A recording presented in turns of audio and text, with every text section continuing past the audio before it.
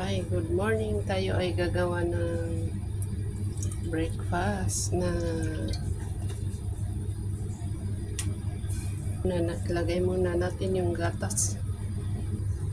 Haluan ko ng ganyang kadami ng tubig. Konti lang para hindi masyadong malapot. Tapos lagyan ko na ng oatmeal. Bago ko 3 spoon lang ang ilagay ko. Hindi ko pinapakulo muna kasi kapag pinakuluan malapot. Magbuo-buo yung oatmeal, mahirap ihaluin. Ngayon, na-turn on ko na yung apoy. Ayan. Mahina, huwag masyadong malakas yung apoy para hindi masunog sa ibabaw, sa loob. Nag-boil ako ng itlog dahil ito ang ipaparis niya.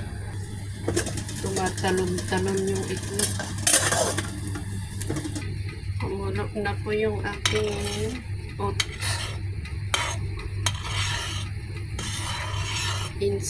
Madali itong maluto kasi instant lang naman. Pwede pang kahit hot water lang. Pero mas gusto ni amo na maluto ng maigi. Kahit ako, gusto ko hindi ako kontento sa hot water lang. Ayan, luto na. Ilagay ko na sa bowl.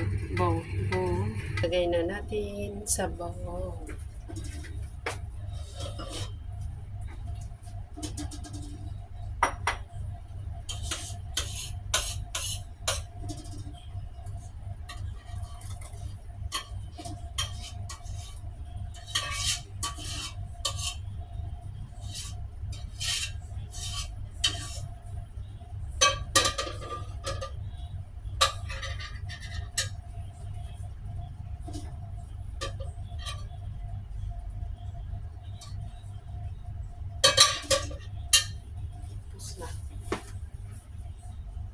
Yung itlog mamaya pa. Ayun na po yung ating nilagay na sa lamesa. Luluto din ako ng aking oatmeal. Dito ako sa pinaglutuan ko kanina, pero walang halong gatas.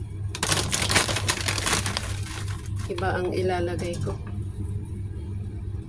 Si amo yung saging, pero ako ayaw ko yung saging. Ilalagay ko ay yung aking skim milk na powder milk.